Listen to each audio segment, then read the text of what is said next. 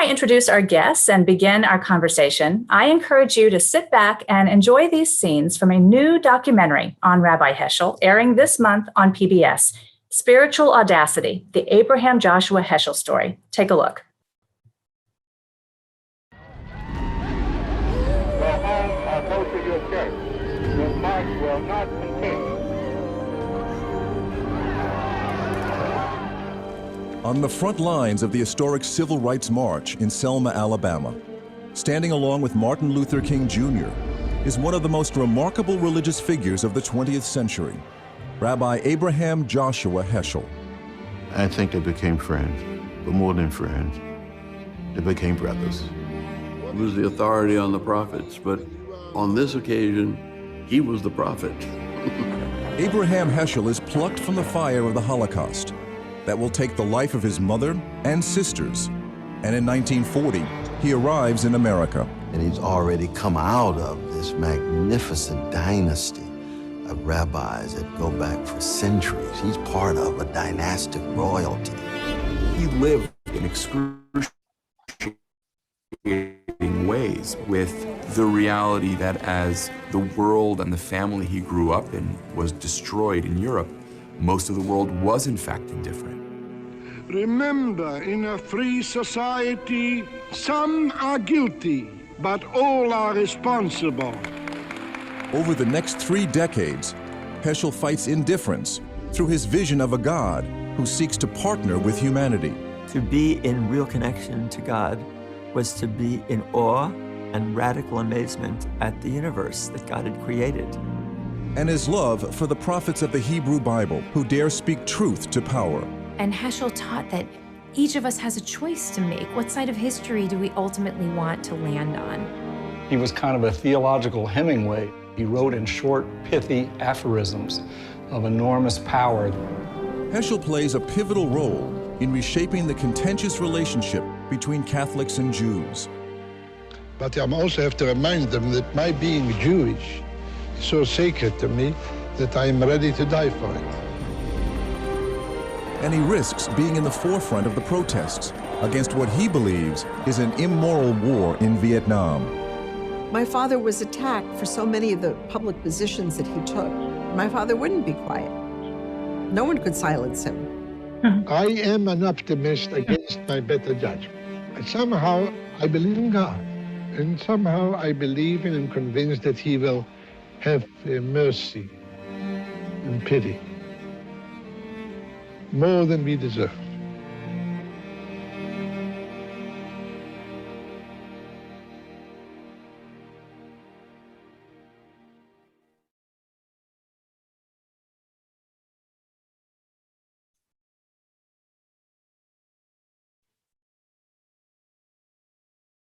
Once again, welcome. I'm Manya Brashear-Pashman, co-host of People of the Pod, a weekly podcast on global affairs through a Jewish lens, sponsored by American Jewish Committee. In my 15 years as the religion reporter at the Chicago Tribune, I heard the name Abraham Joshua Heschel maybe 1,000 times, certainly one of the most inspiring and preeminent scholars of the 20th century. With me tonight are 3 guests who have devoted much of their lives to preserving Rabbi Heschel's legacy. Susanna Heschel is Rabbi Heschel's daughter. She is also the Eli Black Professor of Jewish Studies at Dartmouth College and the editor of Moral Grandeur and Spiritual Audacity, Essays of Abraham Joshua Heschel. Martin Doblmeier, founder of Journey Films, has made documentaries on Dietrich Bonhoeffer, Dorothy Day, Howard Thurman, and Reinhold Niebuhr. And you just saw scenes from his latest film, Spiritual Audacity, the Abraham Joshua Heschel story. As I said earlier, it is airing on public television stations throughout May for Jewish American Heritage Month. And finally, Robert Erlewine. He is the Isaac Funk Professor of Philosophy at Illinois Wesleyan University and the author of Monotheism and Tolerance and Judaism and the West.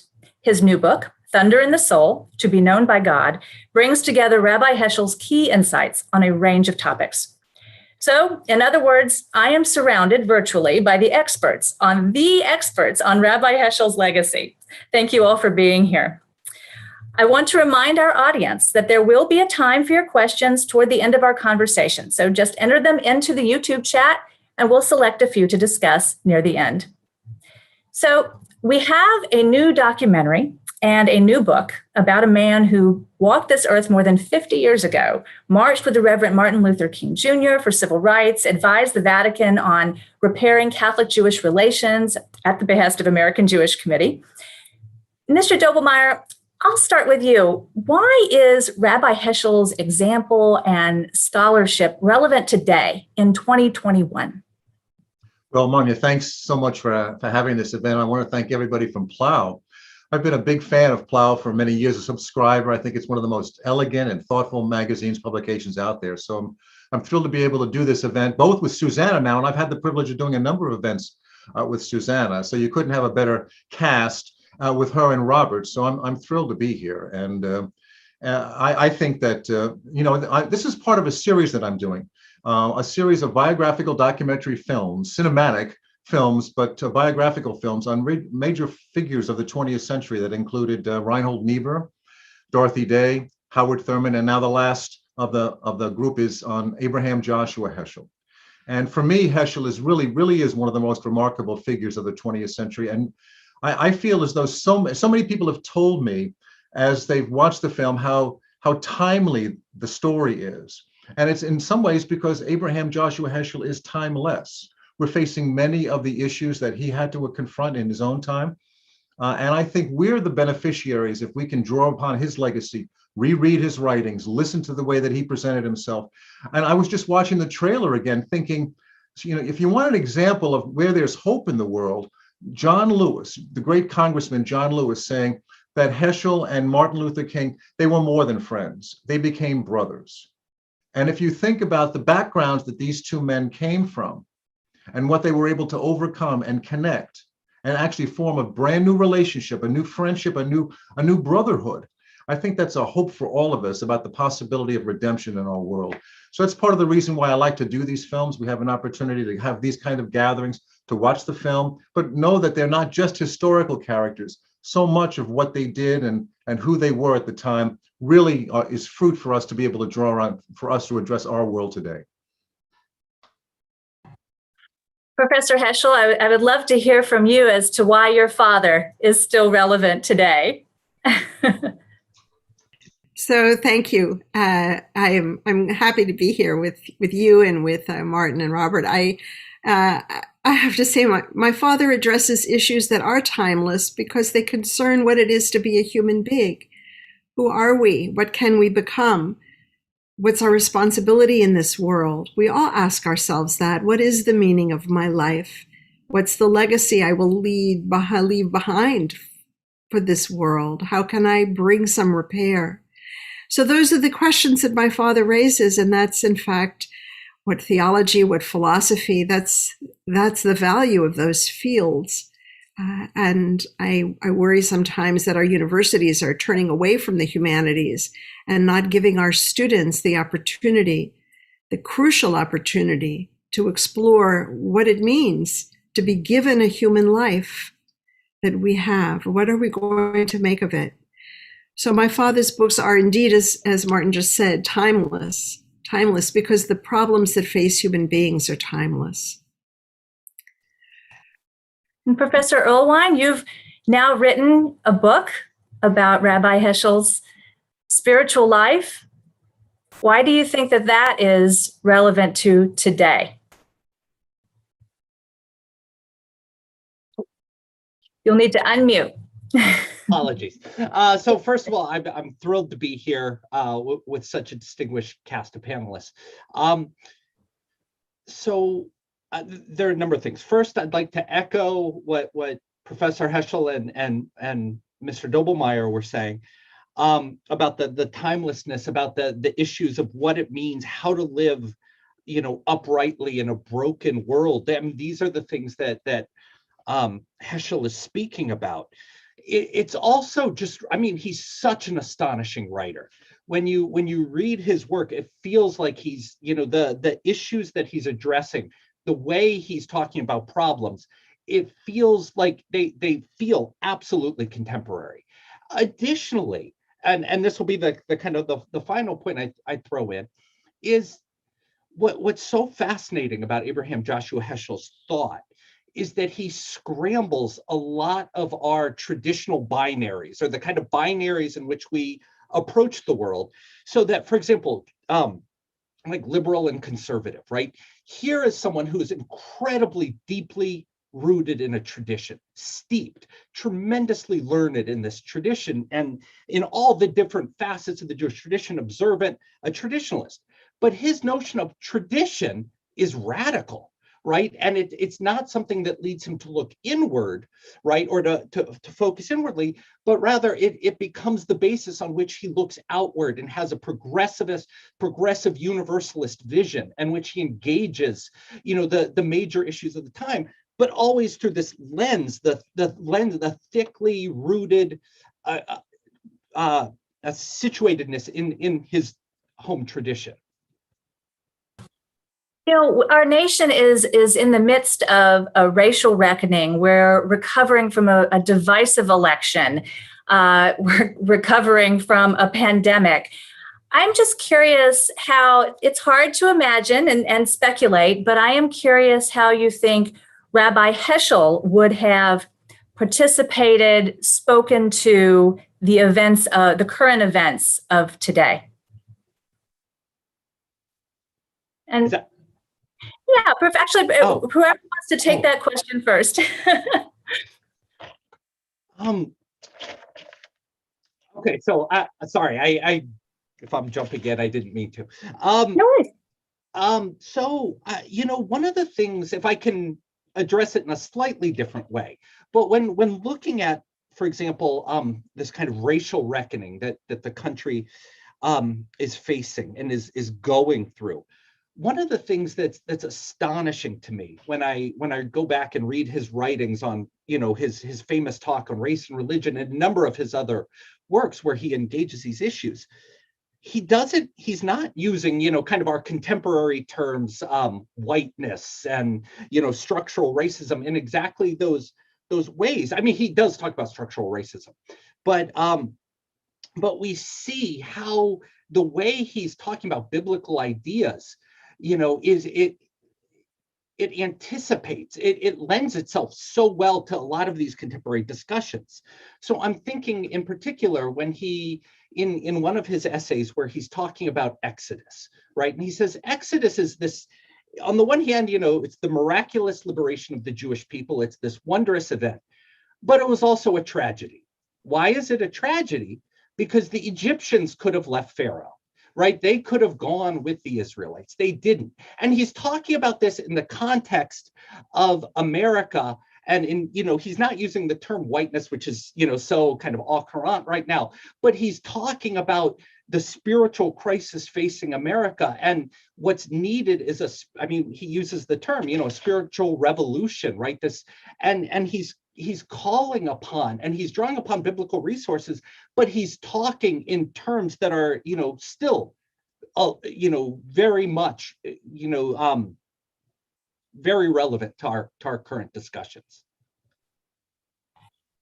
Professor Heschel, could you see your father marching in, say, for example, Black Lives Movement marches, or the expressions that we're seeing today?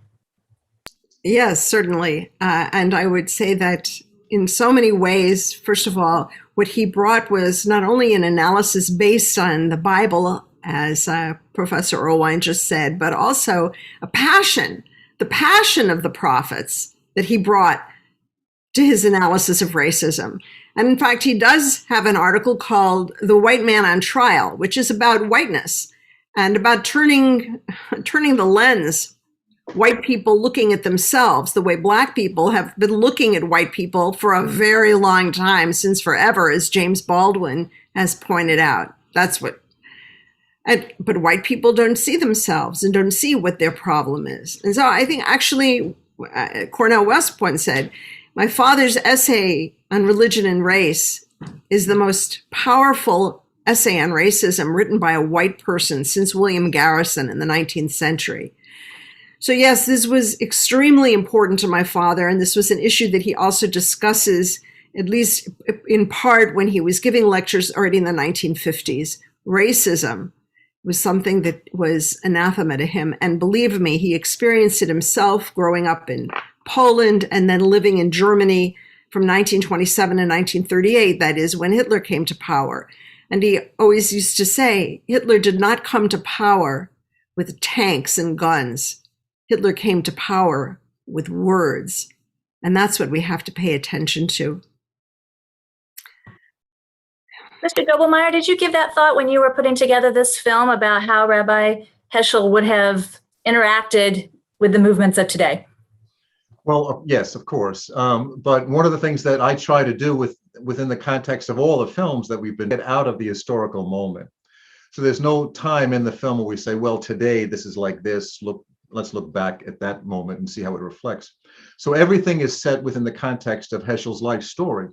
But it's clear. I mean, really, everybody who looks at the film now begins to think, well, how would that apply to us today? And my hope is that you'll be able to look at it in 20 years from now as a film and look at Heschel's story and hear his words and read his talk in Chicago on religion and race and apply that to what's going on in America in 20 years. My guess is we'll still have racial issues that are being manifest in this country in 20 years. That's the sad tragedy when you think about it, because this is 50 years ago we're talking about Abraham Heschel, and now we have a new moment, a new crisis that's happening in this country.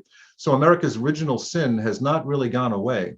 But one of the things that I think is fundamental to Heschel's storyline is this question of indifference. He again and again, I tried to put throughout the course of the film this notion of indifference, which is what he's attacking with everything that he does. Everything he turns his attention to is really an attack on indifference. And he saw it again and again. He saw it in Germany during the rise of Adolf Hitler. And imagine he comes to the United States in 1940, just escaping Germany and Europe, what's happening over there, knowing well what's happening over there. In October of 1943, he joins the march of rabbis onto the steps of Washington, D.C., the White House and the Capitol, to raise awareness, a public awareness about what was happening in Europe at the time. And the United States was indifferent. They called on Roosevelt in 1943. The rabbis, the leadership of the rabbis in America called on Roosevelt to do something, to pay attention to what was happening in Europe at the time. He wouldn't even show up at the march. He sent his vice president, Henry Wallace. So there again, Heschel has to confront indifference. He knows what's happening, and yet at the same time, he can't seem to be able to get the attention of those in leadership in the United States. So he's confronted with indifference, but he never, ever stopped calling out injustice when he saw it. And I think that's what's most extraordinary. Yeah. Professor Heschel, I'm curious how your father addressed that very topic of indifference as you were growing up.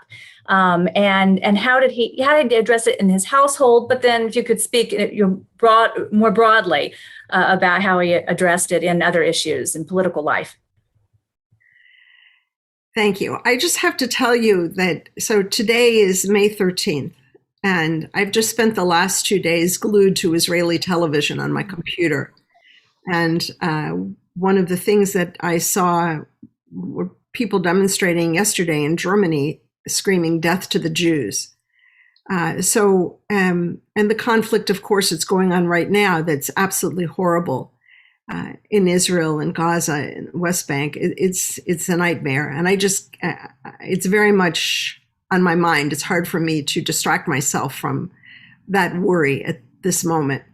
But and so I think my father also was constantly engaged with what was happening, especially the war in Vietnam, but also with the effort to free the Jews from the Soviet Union, and of course, racism and ecumenical issues. There was a lot going on in my father's life, and at the same time, he was writing incredible books. And how he was able to do that, I think, is extraordinary. But the opposite for him of that indifference was the engagement that he had, the concern, and the passion that he brought to everything that he did, and every speech that he gave, and every book that he wrote. At home, he was always very, very present. And one of the things that took me a while to realize that not all people are like my father, because when you grow up, you just assume that's how adults are. And one of the things that, looking back, that's striking is that my father was never moody. He was never withdrawn. You know how it can be sometimes you'll say to somebody, "What's wrong?" And they say, "Oh, nothing's wrong." And you know there is something wrong, obviously. But he wasn't like that. He was just always very present, very engaged. I always would drop his pen as soon as I walked into his study and embrace me with enthusiasm. His enthusiasm was amazing. I could go out for a few hours during the day and come home, and he was so excited to see me as if I'd been gone for a month. So the opposite of his indifference or him was a constant engagement and generosity of spirit. And I have to say that that's something I've also found among civil rights leaders, generosity of spirit, gratitude, that here it is 60 years later, and civil rights leaders are still saying to me, "We're so grateful for your father." That's extraordinary. And in that sense, my father's spirit was like their spirit. There's a very similar spirit at work in their lives. That's beautiful. Professor Erlewine, I'm curious, you were speaking earlier about the role of Rabbi Heschel's piety, his faith, and how it really shaped his political engagement. I'm curious, how does that piety, and in your research and study, how did that piety inform what she just called that generosity of spirit, that enthusiasm? Sorry. So one of the central lines of argument that you see again and again in Heschel's theological writings, right, is this emphasis on wonder and awe, and this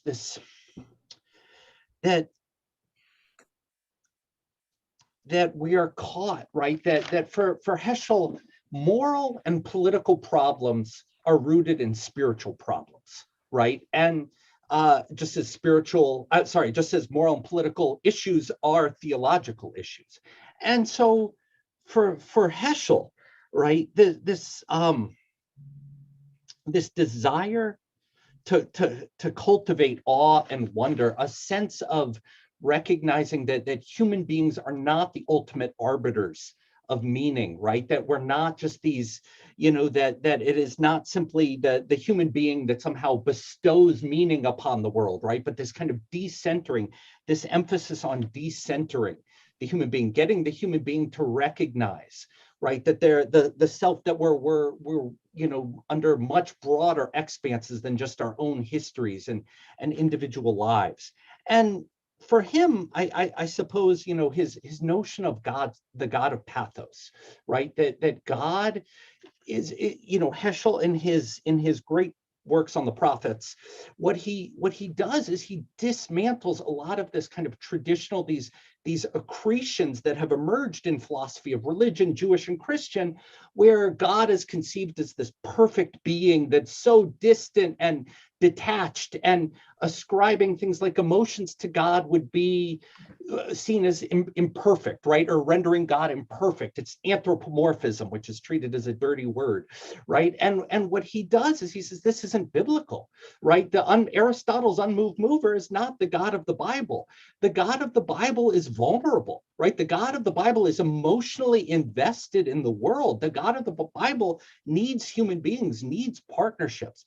And so, so his theology, I would say, is very much of a piece with his political engagement and this need to engage and be present. So, Professor Heschel, you said in Mr. Doblmeier's film that your father believed the future of Jews in America was very much tied to the Black church. And I'm hoping that you can unpack that a little for our audience here. Of course. So first of all, my father came from a Hasidic family. He was the son and grandson and great-grandson of great Hasidic rabbis with a wonderful tradition. And the tradition of the Hasidic Rebbe was to, first of all, spend his life cultivating his own spiritual development, his inner life.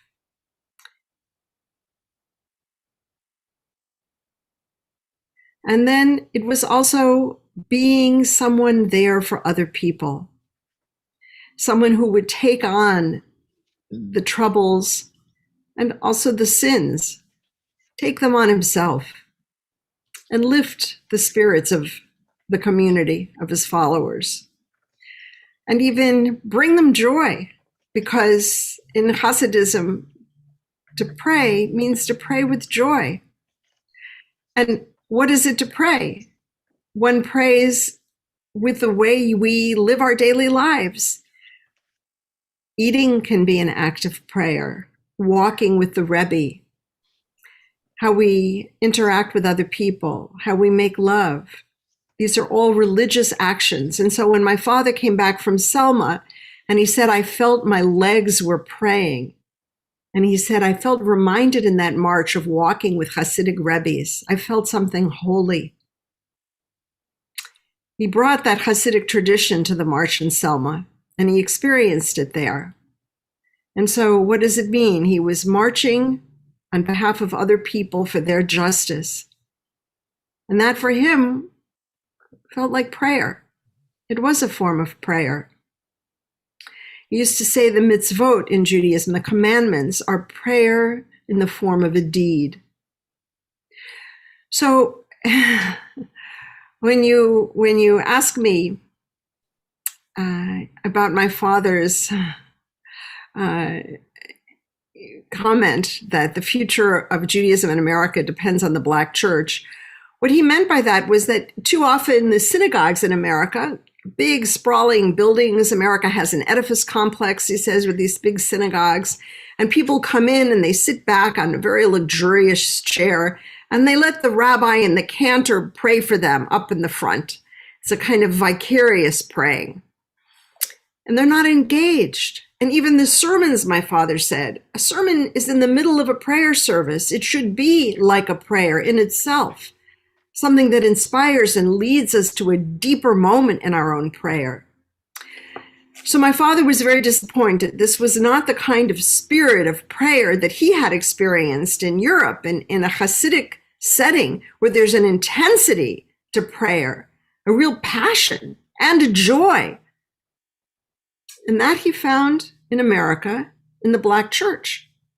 He felt that that's where he could feel the spirit, the religiosity that he had known in the little Hasidic synagogues in Eastern Europe. And so that's why he said, if there's any hope for the future of Judaism in America, it lies with the Black church. American Jews can learn something about how to pray and how to be religious and how to be pious from the Black church. It makes total sense now that you put it that way. Please go ahead. I was just going to add too that I'm reminded when we did a film on Dietrich Bonhoeffer, how similar this kind of experience was. Bonhoeffer leaves Germany in the the end of the 1920s and the beginning of the 30s, comes to the United States to Union Theological Seminary, which is right across the street from JTS, Jewish Theological Seminary in New York. And he finds the Union Theological Seminary and the church communities rather stagnant, dull, vapid. And where does he find hope, excitement, and the possibilities? He finds them in Abyssinian Baptist Church. So this young Black Lutheran minister is now going over to Abyssinian Baptist Church on every Sunday, and he's teaching Sunday school, and he's getting all excited about it. And he's able to go back to Germany later on and connect the dots by saying, look, I've seen what's happening in the United States through Abyssinian Baptist Church and those kind of experiences, and connect that to what was happening in the rise of Nazism. And he, like Abraham Heschel, found a vibrancy that he wasn't accustomed to, an excitement, and really a sense of hope that was not coming through in what he had experienced initially. So in many ways, they never met, but there are commonalities between Bonhoeffer and Abraham Heschel. Well, I would just add to that Bonhoeffer was a tremendous hero.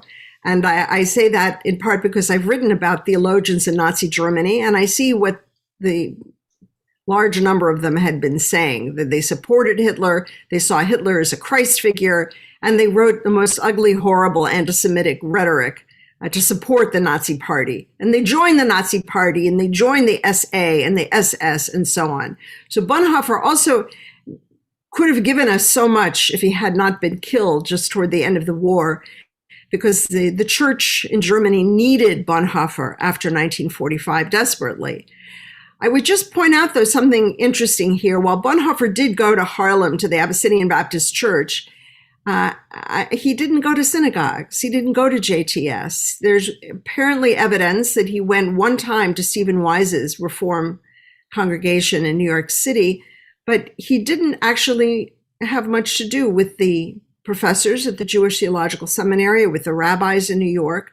And I think that's an indication of what it was like, let's say, in the 1930s between Christians and Jews, that the interactions weren't there, and the closeness, and that it was just not done for a Christian theologian to call up a rabbi or a Jewish theologian and say, look, I've just come from Nazi Germany. I have to tell you what's going on there. Let me tell you. It didn't do that. It wasn't done in those days. So I think that also highlights what has changed for the better. I'm so glad you mentioned his foundation, Rabbi Heschel's foundation in Hasidic Judaism, and because I'm curious. I mean, he drew. That's where he drew the mysticism that he incorporated into his writings and his scholarship. But he transcended so many boundaries. Speaking to interfaith relations, how did he transcend so many boundaries? And I'll address that to you, Professor Heschel. I'll just begin by saying it's very unusual that my father, from a Hasidic background, growing up in Poland, where there certainly was no such thing as Christian-Jewish relations in Poland in the 20s and 30s, no.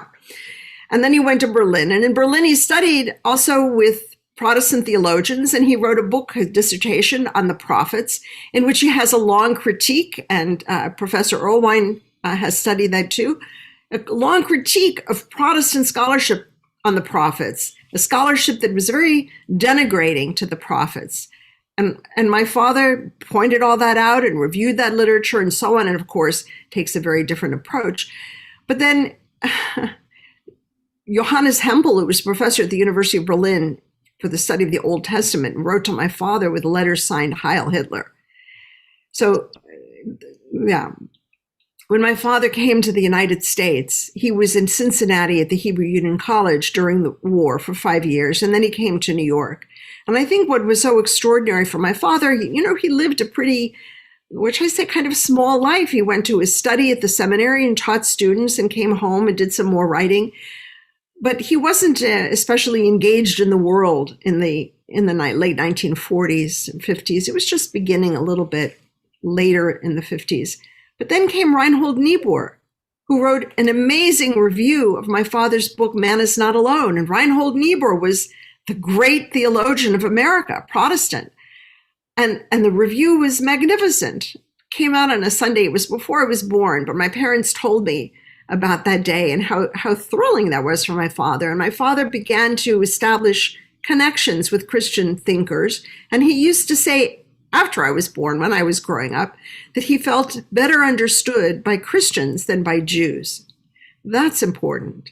In terms of the Second Vatican Council, and Martin Doblmeier's film is fantastic on that, really great, explaining what was going on. There, again, that's very striking. My father's relationship with Cardinal Bea, and as it turns out, they both had the same professor when they studied at the University of Berlin, a Jewish professor named Eugen Midwoch. They studied some years apart, but they had the same teacher, and they made a connection. Again, I think what was important for my father there in relation to Christians was that he did not say, he said, actually, we're not here to discuss Jesus, which is very different from most modern Jewish thinkers who love to talk about Jesus and Jesus is Jewish and so on. My father didn't. And he said, we're not here to discuss doctrine. We're here to talk about religiosity. We're here to help each other when it's hard to pray, when we're in a moment of despair, How can we help each other, sustain one another? How can we learn better to appreciate the Psalms? So that was his interest in his relations with Christians. And in those days, there would be priests and nuns who would occasionally come to our home for Shabbat dinner. And, it was the first time. That was just not done. The Catholic Church in the 50s told Catholics only socialize with other Catholics. And then they would come to our home, and I remember it quite vividly. And they were really in a state of awe. And they had never been to a Jewish home on the Sabbath. And there was my father, and he was saying the prayers in Hebrew. And they were deeply moved. And I think that was so important. That was my father's most important contribution, to demonstrate the holiness of Judaism to Catholics who had never thought about that and now realized that as Catholics, they had something to learn about God from a Jew. And that was remarkable because that hadn't happened for 2,000 years since Jesus. So there was a new spirit that my father created, and I think that's extremely important. Professor Erlewine, I'm curious, just from your approach to his the spiritual framework of Rabbi Heschel's work. I mean, Professor Heschel is correct. Rabbi Heschel it was a tectonic shift in Jewish Catholic relations. What role did his piety play in that? Well, so to just pivot back for 1 second to Mr. Doblmeier's great film, and has this wonderful discussion of Vatican II, and but it also, I believe there's a quote where we hear Abraham Joshua Heschel reading from a talk, and I believe it's "No Religion is an Island." There's a clip of him reading from that, and that in this work, right, this work where he sets about to elaborate a basis for dialogue, for engagement between Jews and Christians, right? Without a desire, he's creating language, not to refute, right? It's not rooted in refutation, but it's a way to elaborate a basis for meeting across differences, without minimizing differences, but across, right? And he sees, right? And again, I'm amplifying what Professor Heschel was saying, but he sees that, yes, there are deep substantive disagreements between Jews and Christians, right? But there are also points of connection. There are also, for example, his idea of the God of Pathos, right? That this is a fundamental, this idea that God is at stake, that God cares about the world, that God is at stake in the world. And so for him, of course, there are these deep substantive disagreements, and these disagreements, he expresses worry in this talk that it would lead to some sort, that interfaith work might lead to some sort of watered down faith. And he doesn't want that, right? He's saying, no, the differences matter, but there can be bridges, right, between these communities in which they converse, they converge, they meet, they talk. And so, for example, on that lived reality, that lived encounter, that lived, what he calls depth theology. But it also, that, and again, this is something Professor Heschel had mentioned, that at this moment in the 20th century, right, where we're beset with so many crises, the best attitude for different religious traditions to take towards one another is not hostility, or is not a desire to prove that you're right and everyone else is wrong, that these traditions can help each other, they can support each other, they can cooperate, and that traditions can learn from each other without fundamentally changing, right? Like without becoming watered down or converting, but there's a way that they can interact, and this interaction can be respectful and beneficial to the different parties. And he really articulates this whole paradigm, a whole way of such engagement. Mm-hmm. I was going to add too that just as within the March at Selma and the Civil Rights Movement, the engagement between Abraham Heschel and Martin Luther King Jr. Becomes a real personal connection. I mean, they become connected as John Lewis said, brothers. But the same thing happened in Rome at the Second Vatican Council, because what you had was Abraham Heschel and August Bea, Cardinal Bea. German becomes the common language. There was, as I try to show, as quickly as we could in the film, but to show that there was an immediate bond. And the bond was based on scholarship and friendship and respect. That didn't happen just by coincidence. There's an historic reason why these two men in some ways come together because of that. And it's because of that personal bond that now the possibilities begin to unfold, that things can happen, that real genuine friendship, conversation, dialogue, respect, all of that begins to open up, and then look at the good fruit that comes from that. But in that situation in the Vatican and in all the other situations that Heschel winds up placing himself in, all of it comes with a cost. When you think about it, how many times he was confronted with others saying to Abraham Heschel, you shouldn't be going to Selma. How many times was he told, you shouldn't be going to Rome? How many times was he told, no, you shouldn't be speaking out against the war in Vietnam? All of these really important moments of decision on the part of Abraham Heschel, he's getting pushback from people that are his peers, significant power structures that are saying to him, no, this is not the path that you should be taking. Let it pass. And in fact, he won't. He will not let it pass. And I think that, and here we are now 50 years later, remembering him because he refused to let the moment pass. You know, Professor Erlewine, you kept using the term watered down, and it was reminding me about the discussions and conversations that led to Nostra Aetate, that Rabbi Heschel wouldn't accept a watered down agreement, right? He wasn't willing to settle. There were certain principles that he would not give in on. And again, I want to just ask all three of you, really. I mean, how important is that in really clinging to those principles? How important is that in transcending boundaries, standing up for social justice and what you believe are the moral imperatives? What can we learn from Rabbi Heschel about not settling? Well, I would certainly offer the notion that if there's anything that Abraham Heschel proves, is that hyperbolic language can actually work. The language that he used in saying, no, this is where I will draw the line. This is the point at which I cannot go any further. John Connolly, the historian, said that line was resonating with those bishops when they went back in to decide, do we want to continue to have language in our final document that will call for the conversion of the Jews? I think not. But the truth of the matter is, once again, the language that Heschel used was so direct and so able to touch people emotionally that they knew where the line was, and they were afraid to cross that line.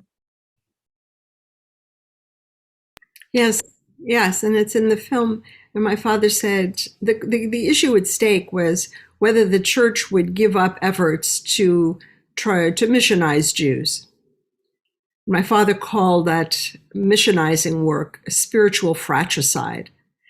And he said, I would rather go to Auschwitz than give up my faith. And I have to tell you, I remember that vividly. It was a very frightening moment for me.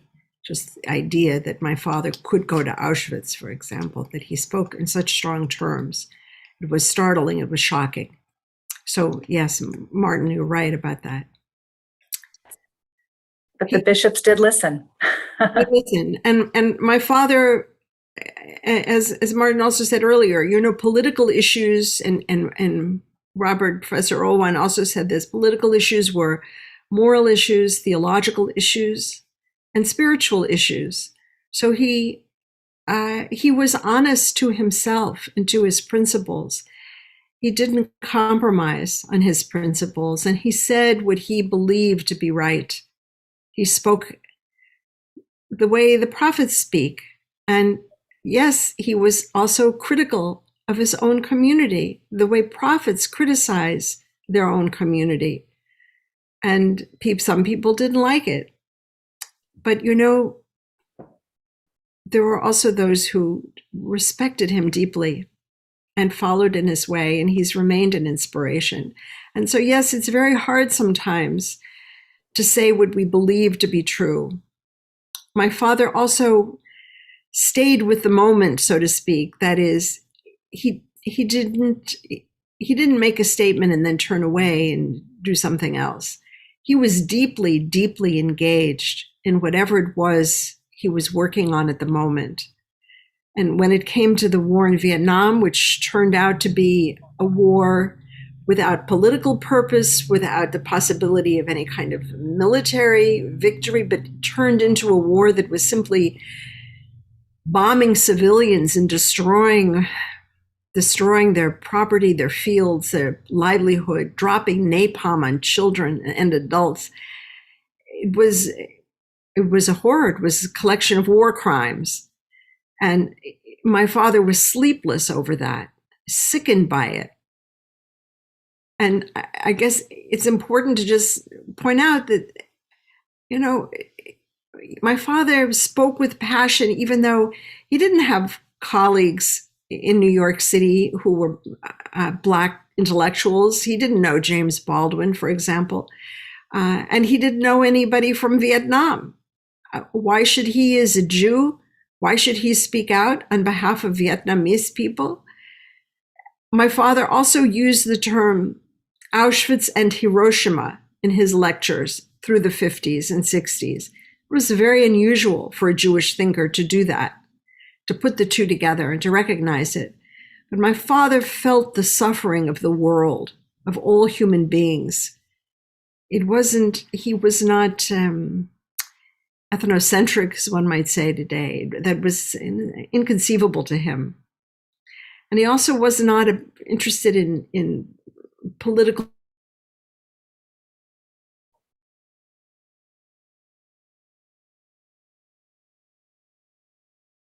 understand. Perhaps I might just I'll just mention that he had good friends who committed acts of civil disobedience in relation to the war in Vietnam. And Dan Berrigan, who used to come to our home often for Shabbat dinner, tried to convince my father to join them in civil disobedience. And my father's response to that was that he could accomplish more to bring an end to the war by speaking out and talking to people than by sitting in a jail cell. And that was the goal for him. I want to remind our audience that we would love to hear your questions as well. So please put your questions in the YouTube chat so that we can select a few, and we will turn to those questions in a moment. But I do want to ask you, I know Mr. Doblmeier and Professor Earl Wein really consulted and worked closely with you. They knew you prior to this conversation, knew you quite well, Professor Professor Heschel. I wanted to ask you, at what age did you realize, where were you when you realized your role in preserving your father's legacy? When did you grasp the importance of that? No one's ever asked me that. And I haven't really thought about myself in those terms.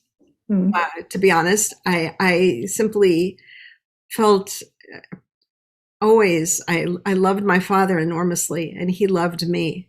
And I'm an only child, and I think that the three of us with my mother had an intimacy at home and a closeness. And so I never wanted to give that up or to abandon my father in some way. I loved him. I love his writings. And if I can bring them to people by editing books or by talking about him, I love it. I love the way it makes me feel. Yeah. If I could just add, when I did the film on Dietrich Bonhoeffer, I had the privilege of getting to know Eberhard Bethge. Eberhard Bethge was the friend of Dietrich Bonhoeffer, who I think has been almost singularly responsible for 50 years after the death of Bonhoeffer to be able to continue to interpret and reinterpret to bring his good friend Dietrich Bonhoeffer's theology into all the different changes that were happening for religion and theology all around the world. And I said from the very beginning when I sat down with Susanna, I think you do the same thing for your father. Your father's legacy has in a sense been entrusted to you. Rarely has there been a book that's come out that you haven't written the introduction for or helped guide the author through and give them perspective on just how to think about this. And you have been, I think, carrying the banner so well for your dad's legacy. And you wrote the foreword, I think, for the introduction for this book on Robert. So, I mean, you continue to do this. And I think your father's legacy, hopefully the film will do a little bit. It'll provide an opportunity for a certain number of millions of people to become aware of Abraham Heschel. But you've done, I think, the lion's share of making sure that your father's legacy continues. Thank you. And I just want to tell everybody, first of all, that I am a great admirer of Martin's films for many reasons. He really understands the people that he's talking about in his film, and he's able to bring to life these figures, theologians whose writings may be difficult to understand, but he makes them present for us. And so I actually asked Martin if he'd like to make a film about my father. And I'm so thrilled that you did. And then Robert Erlewine, I've known for years, and he has patiently explained to me certain philosophical issues that I had trouble with. And he is a marvelous teacher. And we actually taught together for a term at Dartmouth, which was wonderful. So when Plough approached me about this book, I actually suggested that they ask Robert Erlewine, Professor Erlewine, to edit this volume of my father's writings. It's a beautiful volume. And what's wonderful is that Professor Erlewine has a great background in philosophy and a great skill as a teacher. So he's able to take complex and difficult and important ideas and bring them to his readers. And he has selected marvelous passages from my father for this volume. So I encourage everyone to get a hold of it. I think it's a great accomplishment. Well, we do have some questions from our audience. Joshua Krug, I hope I'm saying your name correctly. He has asked, what would Rabbi Heschel say about the violence now raging in the Middle East? As you said, Professor Heschel, you've been quite distracted the past couple of days, as many of us have been. What would your father say about that? And certainly would love to hear from Professor Wein and Mr. Doblmeier on this as well. My father would be horrified, of course, horrified at the violence, at the people who are being killed and suffering, at the terror, the fear, and that's on both sides. And my father would also be horrified by the racism that they are saying on both sides toward each other. There's been neglect of the peacemaking efforts for a long time. My father would be disturbed about that. People have to come together and talk in order to make peace, in order to work out a solution that will be fair to both sides. There is no peace unless both sides are at peace. I know that my father wrote a beautiful book about the meaning of Israel for Jews. And he said in that book, we do not worship the soil. And I know he would have said, human life is the most important thing. If it's necessary to give up pieces of land in order to make a peace that brings security and safety, you do that. Human life is the most important thing. So there's more to say about it, but I'll pause with that and say that we're all, I'm sure, extremely worried and upset. And I hope that this conflict can end quickly, but I'm afraid that it may not.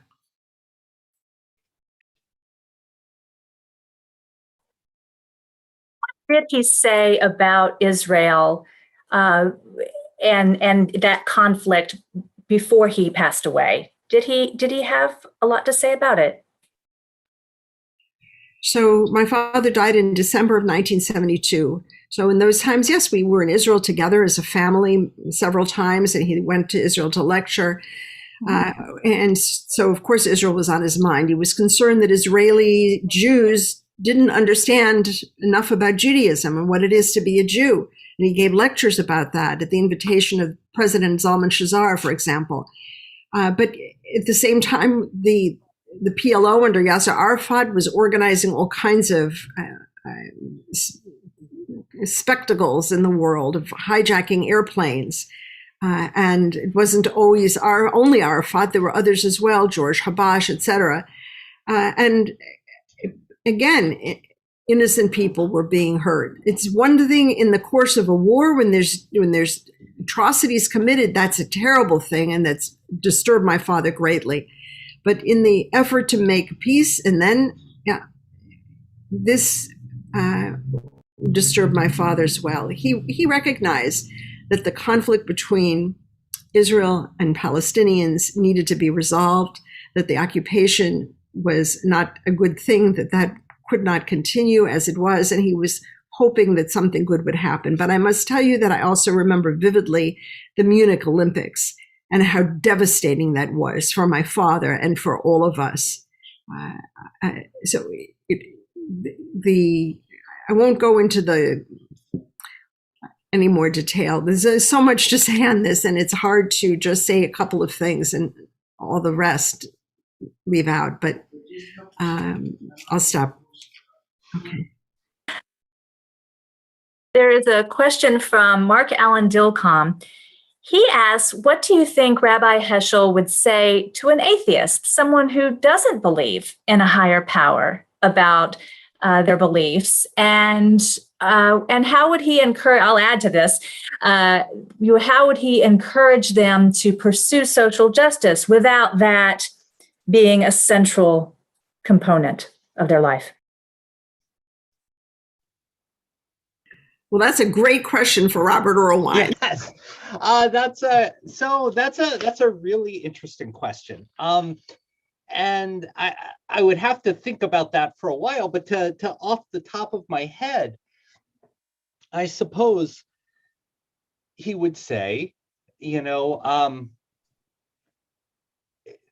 conceptual, because, so much of how we talk about atheism or theism or belief is rooted in these kind of principles. Is it reasonable to believe that there's a God outside the world that created everything? And I think, for example, when he's criticizing traditional philosophy of religion, I mean, his works, where he says, look, all of this talk about trying to prove God's existence, right? It's almost, it's offensive to him, because it's authentic religiosity for him is not this kind of the human mind. Right? Can we ascertain whether it's reasonable to believe X or Y, and that it has to do with this kind of cultivation or this awe, this reverence that one experiences, and on the level of immediacy, which an atheist would share, right? This isn't something that there is, even whether or not one believes, however one is going to define what meets the threshold of God or believing in God, or, there are levels on the kind of the immediate level of awe and of that there's something rather than nothing, that we're here at all, right? And I think that decenters you. It gets you out of, thinking just about your needs or your desires. And it's precisely the sort of thing that makes one sensitive to justice or to injustices that are happening to other people, and to recognize the significance of the present moment, right? He has this great quote, and I'll stop because I'm talking too much, but he has this really great quote where he says, what the clairvoyant is to the future, right? The clairvoyant can, by definition, senses the future. That's what the pious person does with the present moment. They recognize everything that's happening in the present moment. And I would imagine one does not have to be a theist to be pious in that sense. That would be where I'd start. I'm not sure what it adds, but I would just think that as you look at that mass of people who marched in Selma, the famous pictures are all of religious people at the front of the lines. But we know that there were people there who came out to march and make their presence known, who were atheists or non-believers.